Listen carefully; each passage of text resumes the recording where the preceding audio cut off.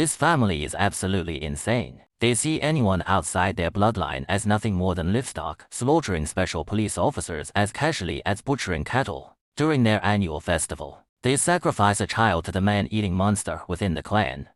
They even carved out a mine to hold these sacrificial children. Picking up where the last episode left off, Officer Okawa finally locates the mine where the children are held. But when he sneaks in, he finds the children have been moved. Suddenly, a Sith flashes behind him. The terrifying man-eater has appeared. Okawa is quick on his feet, dodging the deadly strike. He pulls out his gun, and the monster tilts its head, avoiding the bullet. It then lunges, tearing a chunk of flesh from Okawa's arm and devouring it with relish. Okawa is horrified and takes off running. The monster is incredibly fast, and Okawa can only try to outmaneuver it, finally escaping into the wilderness. He hides behind a linden tree, using the dense foliage for cover. But the wound on his arm keeps bleeding, and the monster seems highly sensitive to the scent of blood. It quickly finds Okawa's hiding place. Okawa spins around, narrowly avoiding the monster's attack. A bold idea flashes through his mind. He uses his blood-soaked clothes to set a trap, luring the monster into it. Then he lifts a massive rock and slams it down on the creature. Seeing the monster on the ground, he reaches for his gun, but the monster suddenly revives, letting out a piercing shriek. Okawa feels a wave of dizziness, loses his footing, and tumbles down the slope into the river below. Meanwhile, Goto family head, Keisuke, summons his brother, Yosuke, to a secret room. He suspects of leaking the children's location. If not for the clan's timely intervention, the next day's festival would have been without its sacrifice. Yosuke denies betraying them, but admits he wants to free the children. He argues they are living beings, and doesn't understand why family treats them like animals. Keisuke remains silent for a long moment before shoving his brother away in anger. This has been the family tradition for centuries, and he is powerless to change it. Kosuke leaves the room and receives a call from his girlfriend, Kominami, who tells him she's pregnant and wants to meet him at their usual spot. Kosuke is torn. Years ago, his mother stole a sacrificial boy during the festival. To protect the child, he vowed to his grandmother, Goto Taka, to uphold the family tradition. But now, the woman he loves is carrying his child. Can he continue down this path? His grandmother's words weigh on him like a heavy chain. Just then, a group of men burst in, throwing a woman roughly before everyone. She had fled the family for the man she loved, but was quickly captured by a man in glasses. This man seems extremely arrogant and ruthless. Kosuke greets him, but he is ignored, acting like a complete madman. The county police had already received Okawa's report, confirming the location where the children were being held.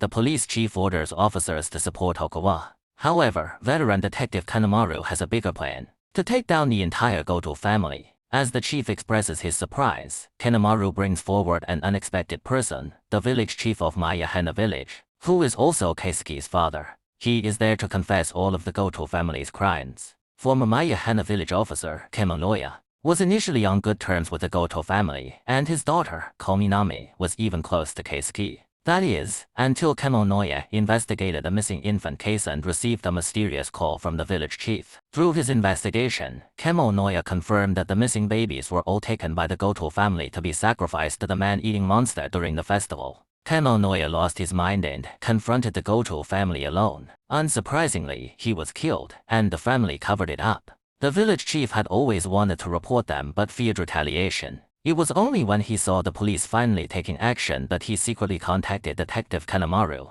However, Kanemaru is puzzled. The village chief is also a member of the Goto family, so why would he betray them? The village chief gives a self-deprecating laugh, saying he has always been ostracized by the family. His wife, Goto Ran, was the one who rescued the sacrificial boy during the festival years ago. That boy has now grown up, but his face remains disfigured from the monster's bites. He cannot understand why Goto Ran, as an heir to the Goto family, would disrupt the festival and save a stranger like himself. Didn't she consider the consequences for her own two children? Goto Ran's eyes are filled with despair as she slowly recounts her nightmarish past. It turns out she was not Goto Taka's biological daughter, but a lead stock chosen at random from the sacrifices. To continue the family line, Goto Taka forced Ran to mate with the man-eating monster. Soon after, Ran gave birth to a baby boy. Though filled with bitterness, she had to force a smile under Goto Taka's authority, pretending to be happy. Goto Taka smiled in satisfaction, named the baby Keisuke, and declared him the future head of the Goto family. The village chief, like his wife, wore a smile that was more painful than tears.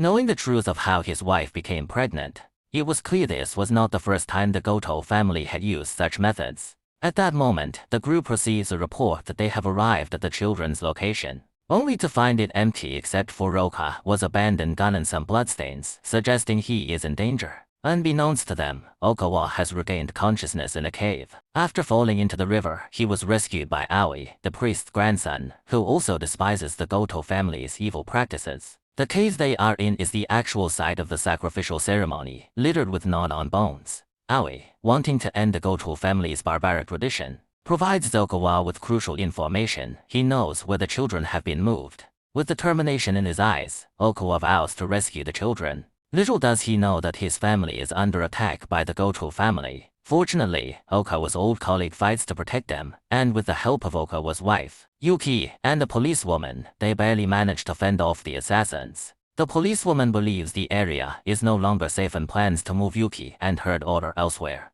However, as they drive away from the hotel, a truck rams them head-on. The driver is none other than Ollie, the madman from the Goto family. After confirming that Yuki and her daughter are still alive, he nonchalantly whistles and carries them away.